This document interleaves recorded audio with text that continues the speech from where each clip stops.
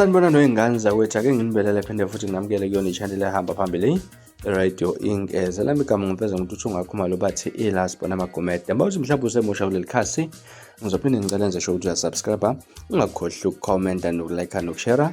Okukhona okukhulu kunakho konke. Weyingane zakwethu, umculo amaskandi Mayogathi waziwa kakhulu ngele Bliss.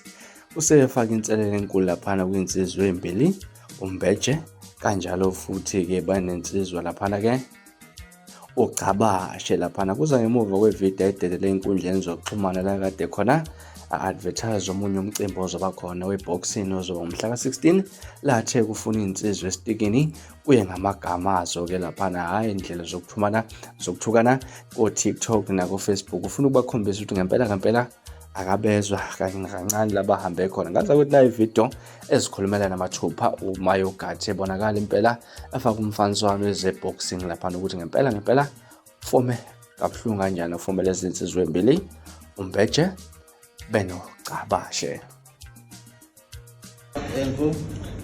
Praise God abafowethu yogadeli ngikawunimema mhla 16 June ngizobe neboxing ngo6 ntambama la izobe nje ishana khona labafana laba bebekade bengigolozela nje ngaqala la evengini wena Mbeje noCabashe ayinganga mlomo bafana umfana ufisa ukuba intombazana yaqela nje siphume ingane zakwethu sifene manje ifike emandleni soyiqeda nje indaba ko TikTok no Facebook ngitholile umyalezo madodeni enangigazi ngiyaqala siphume nje sonke ngenamala kwi-team Kent ngiyaqala siphume sonke eDurban North siyakhala 6 ntambama bambe fethu.